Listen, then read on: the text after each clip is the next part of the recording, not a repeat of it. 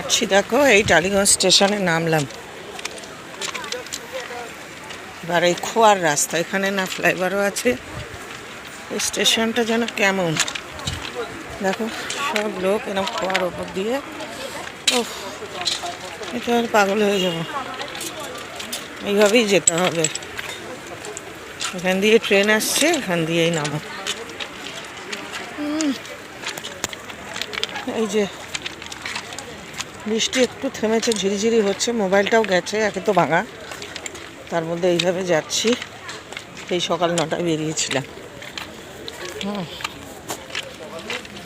নামলাম, এখান থেকে আবার নিচে নামবো, তারপরে বাসেই উঠতে হবে, কারণ অটো একদম আমাদের বাড়ির ওই অবধি যাবে না। সেই জন্যে বাস ধরবো, আবার লোকাল বাস।